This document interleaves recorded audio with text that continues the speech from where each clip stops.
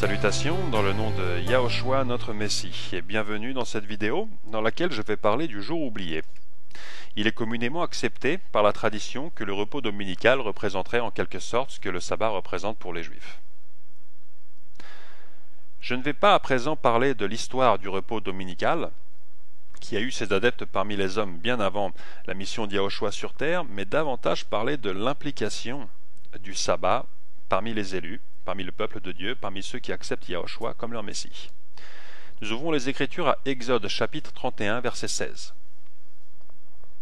Nous lisons « Les enfants d'Israël observeront le sabbat, en le célébrant eux et leurs descendants, comme une alliance perpétuelle.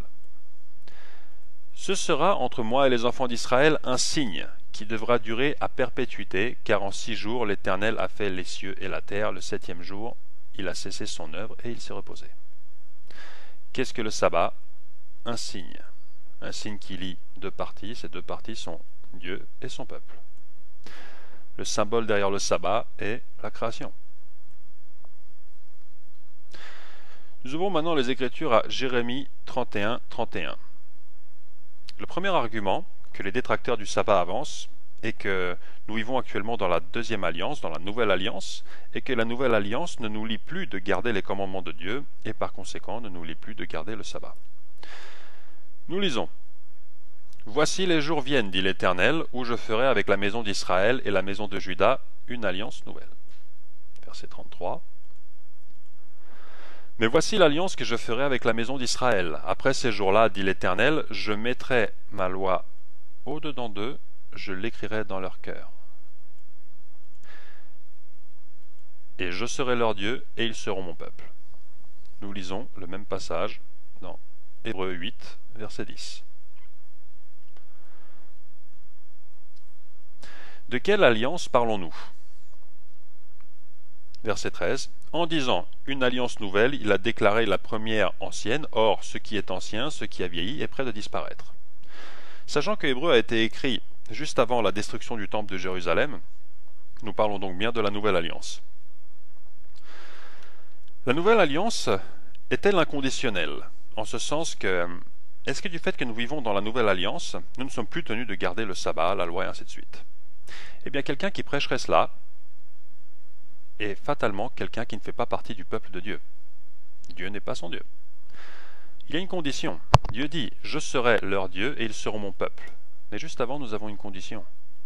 « Je mettrai mes lois dans leur esprit, je les écrirai dans leur cœur. » Par conséquent, quelqu'un qui viendrait pour dire le sabbat est aboli et cloué sur la croix ou je ne sais quoi, nous ne sommes plus tenus de garder les commandements, maintenant c'est uniquement la grâce, ainsi de suite, c'est quelqu'un qui vraisemblablement, d'après ce qu'on peut lire, ne fait pas partie du peuple de Dieu.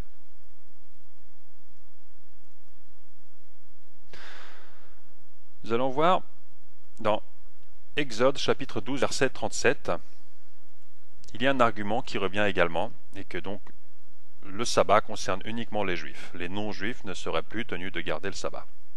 Nous lisons « Les enfants d'Israël partirent de Ramsès pour Sukkot, au nombre d'environ 600 000 hommes de pied sans les enfants. » Verset 38 « Une multitude de gens de toute espèce montèrent avec eux. Ils avaient aussi des troupeaux considérables de brebis et de bœufs. » Les Juifs sont-ils sortis tout seuls d'Égypte? Non. Il y avait une multitude de gens de toute espèce. Nous ouvrons maintenant les Écritures à Exode chapitre 20, verset 9. Nous lisons « Tu travailleras 6 jours et tu feras tout ton ouvrage. Mais le 7e jour est le jour du repos de l'Éternel ton Dieu. Tu ne feras aucun ouvrage, ni toi, ni ton fils, ni ta fille, ni ton serviteur, ni ta servante, ni ton bétail, ni l'étranger qui est dans tes portes. » Le sabbat concerne-t-il uniquement les Juifs? Non. Vraisemblablement, il concerne également l'étranger qui est dans nos portes. Nous allons maintenant ouvrir les Écritures à Ésaïe, chapitre 56. Il s'agit là d'une prophétie. Nous lisons au verset 2. Heureux l'homme qui fait cela, et le fils de l'homme qui y demeure ferme, gardant le sabbat pour ne point le profaner. et veillant sur sa main pour ne point commettre aucun mal. Verset 3. Que l'étranger qui s'attache à l'Éternel ne dise pas « L'Éternel me séparera de son peuple », et que l'eunuque ne dise pas « Voici, je suis un arbre sec ». Nous lisons un peu plus bas, verset 6. Et les étrangers qui s'attacheront à l'Éternel pour le servir, pour aimer le nom de l'Éternel, pour être ses serviteurs, tous ceux qui garderont le sabbat, pour ne point le profaner, et qui persévéreront dans mon alliance. Je les amènerai sur ma montagne sainte, et je les réjouirai dans ma maison de prière. Leurs holocaustes et leurs sacrifices seront agréés sur mon autel, car ma maison sera appelée une maison de prière pour tous les peuples. Nous parlons de qui là? Nous parlons des Juifs ou nous parlons des étrangers? Verset 56. Et les étrangers qui s'attacheront à l'Éternel. Que font ces étrangers, entre autres, qui s'attachent à l'Éternel? Ils gardent le sabbat, pour ne point le profaner. Donc un petit peu plus loin, nous lisons. À chaque nouvelle lune et à chaque sabbat, toute chair viendra se prosterner devant moi, dit l'Éternel. Quand a lieu cette scène, nous lisons verset 22. Car comme les nouveaux cieux et la nouvelle terre que je vais créer subsisteront devant moi, dit l'Éternel, ainsi subsisteront votre postérité et votre nom. Par conséquent, les nouveaux cieux et la nouvelle terre n'ont pas encore été créés. Il s'agit là clairement d'une prophétie. Donc, qui viendra se prosterner? À qui est adressée cette parole? Nous lisons au verset 28. Je connais leurs œuvres et leurs pensées. Le temps est venu de rassembler toutes les nations et toutes les langues. Elles viendront et verront ma gloire. Que feront les nations, toutes les nations et toutes les langues? Nous le relisons verset 23. Toute chair viendra se prosterner devant moi, dit l'Éternel. À quel moment? À chaque nouvelle lune et à chaque sabbat. Avons-nous là une autre possibilité? Avons-nous là une autre configuration? Nous avons ceux qui gardent le sabbat? Avons-nous ceux qui gardent un autre jour? Vraisemblablement non. Ou peut-être au verset 24. Nous avons encore une autre possibilité.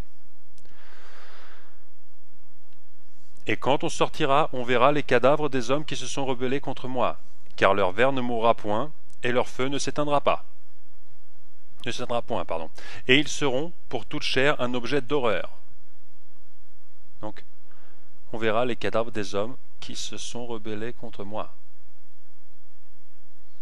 Par conséquent, dans ce chapitre, nous avons deux catégories. Une catégorie donc qui viennent à chaque nouvelle lune et chaque sabbat, toute chair vient se prosterner devant l'Éternel.